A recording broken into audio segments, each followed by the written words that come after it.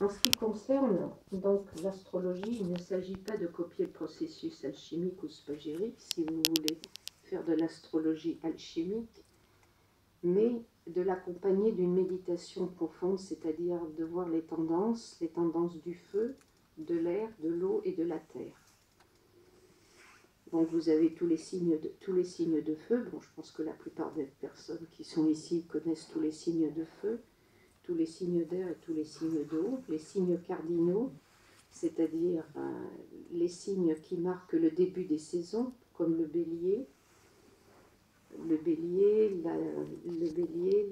la Vierge, les signes fixes qui amènent la solidité, la fixation, le lion, le Verseau, le taureau et le scorpion, et les signes mutables qui permettent des grands changements de conscience ou des changements de direction. C'est-à-dire que vous avez une réflexion quand vous vous trouvez au début décembre, vous avez un grand changement parce qu'on quitte les saisons de l'automne et on arrive à l'hiver, vous avez une permutation. À ce moment-là, vous avez des périodes de chaud et de froid, mais la nature indique exactement de quelle manière vous devez changer, c'est-à-dire de quelle manière vous devez vous habiller, pardon. Décidément. Oui, voilà. Alors, il y a 3 signes qui permettent l'élévation spirituelle et qui agissent aussi dans le grand œuvre, et qui étaient représentés autrefois dans les vieux grimoires, qui étaient représentés avec des ailes. Ce sont les 3 signes dans lesquels vous avez des formes humaines. Vous aviez le signe de la Vierge, qui est un signe d'épuration, de moisson, épuration, dans lequel il y a une conscience au-delà de l'humain qui peut s'incarner, surtout au-delà de l'animal. Ensuite, vous avez le signe du Sagittaire, qui est aussi la partie humaine était revêtue de 2 ailes, c'est-à-dire la première partie du Sagittaire étant la partie animale, la partie, disons, qui est encore liée au centaure, et vous avez à partir de 16-17 degrés la partie humaine qui est reliée au cosmos. Et en réalité, le signe du Sagittaire est important au niveau de l'initiation parce que c'est un signe de passage qui permet d'aller d'un état humain à un état cosmique. Autrefois, les grandes initiations se sont faites à 2 époques. On les faisait au mois de mai et on les faisait au mois de décembre en hiver, à peu près à ces périodes-là.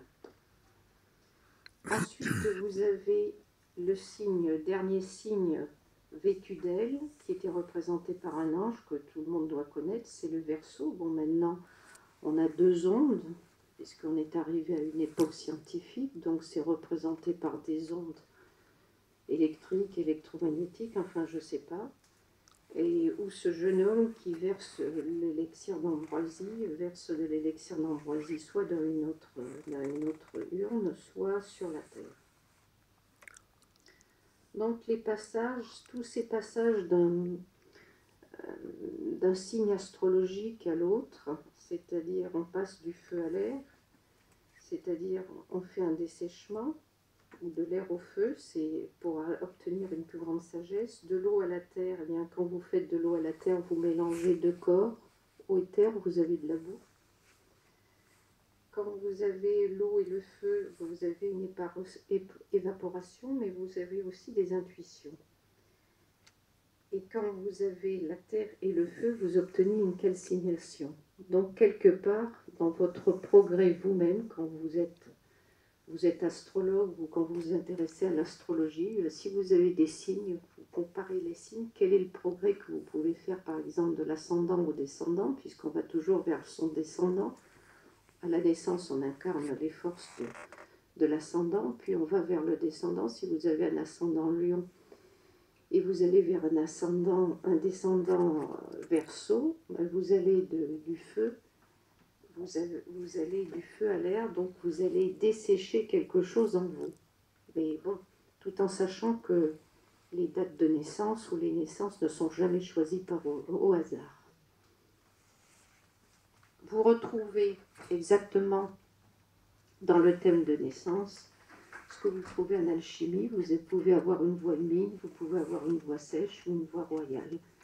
Les hindous appellent ça les yogas. puisqu'il y a une tradition qui est beaucoup plus forte en Inde comme dans les pays arabes ou en Chine pour la transmission de l'astrologie. Il est évident qu'en regardant les signes fixes, c'est-à-dire les signes fixes dans votre thème, s'ils sont par exemple à l'ascendant au milieu du ciel, ou ici ils sont la signature des nœuds nord et des nœuds sud, vous avez à voir ces processus qui vont être beaucoup plus forts, puisque chaque grand mouvement de l'incarnation permet une assise beaucoup plus forte.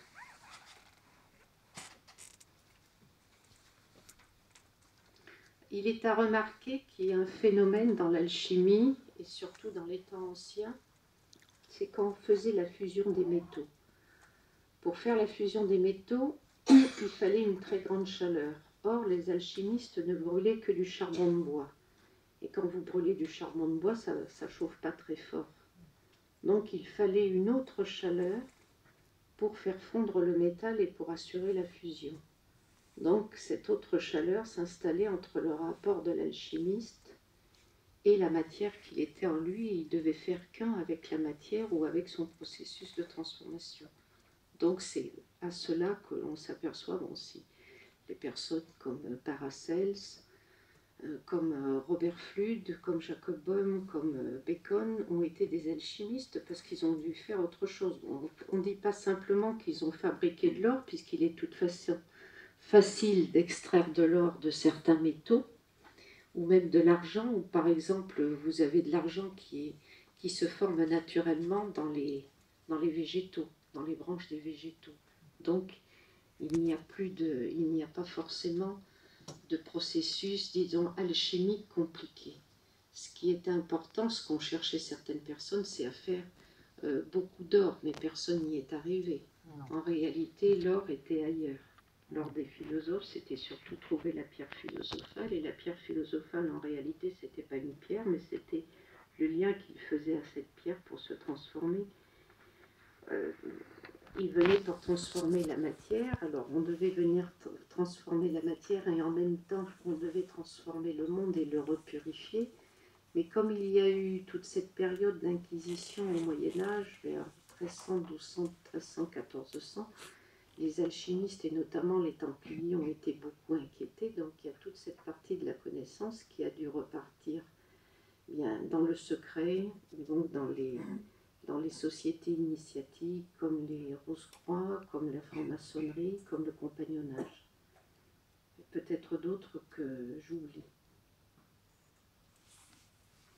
Alors à tous les métaux qui sont forcément connus, on peut ajouter que Mars est lié aussi à l'antimoine.